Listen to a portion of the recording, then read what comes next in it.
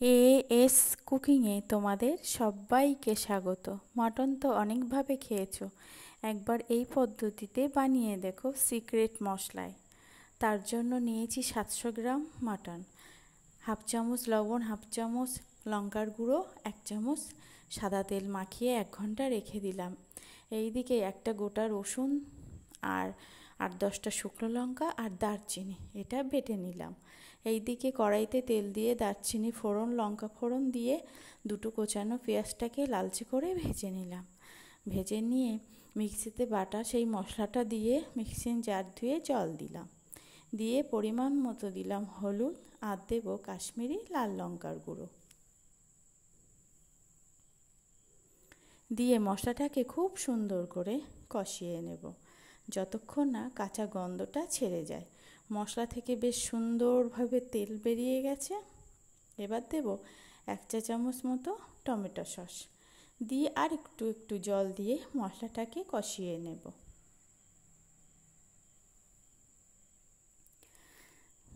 একঘেয়েমি একভাবে রান্না খেতে ভালো যখন লাগবে না, তখন এইভাবে সিক্রেট মশলা দিয়ে তোমরা এই গরমের দিনে মটন কারি বানিয়ে দেখো। এইবার মশলাটা ঠিকঠাক কষানো হয়ে গেছে, সেই লবণ, তেল, লঙ্কার গুঁড়ো মাখিয়ে রাখা মাটনটা দিয়ে দিলাম। এইভাবে মাখিয়ে রাখলে মটনটা খুব সুসিদ্ধ হয়। মাখিয়ে ভালো করে মশলার সাথে মিশিয়ে ঢাকনা দিয়ে ঢেকে নিলাম। এইদিকে একটা ভাজা মশলা করে নেব। 3টে এলাচ, লবঙ্গ, দারচিনি, গোলমরিচ, জয়িত্রীর ফুল আর একটু জায়ফল এটা শুকনো খোলায় গুঁড়িয়ে ভেজে নিয়েছি।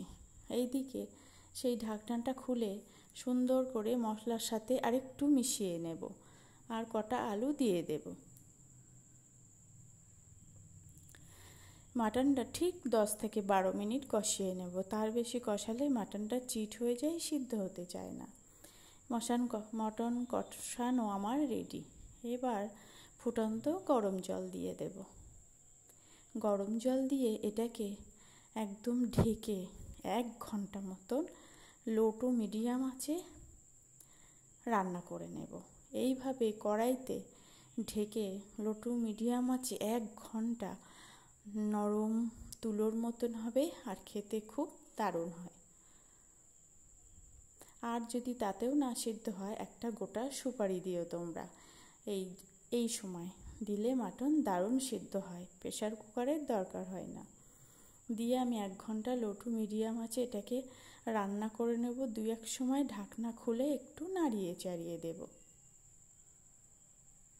দিয়ে লবণ ঝালটা ঠিক মতো চেখে নেব। নিয়ে সব শেষে পুরো সুসিদ্ধ হয়ে যাবে, সেই ভাজা মশলাটা 1 চামচ দিয়ে দেব আর দিয়ে দেব মাটনের চর্বিগুলো, দিয়ে ঢেকে লো টু মিডিয়াম আঁচে 10-15 মিনিট বসিয়ে রাখবো। তারপরেই রেডি দারুণ স্বাদের মাটন কারি। একবার এইভাবে এই সিক্রেট মশলায় মাটন কারি বানিয়ে দেখো, যেমনি খেতে টেস্ট তেমনই তার গন্ধ। ভিডিওটা ভালো লাগলে অবশ্যই একটা লাইক, শেয়ার, কমেন্ট করে জানিও কেমন হলো, আর সাবস্ক্রাইব করে পাশে থাকার অনুরোধ রইল।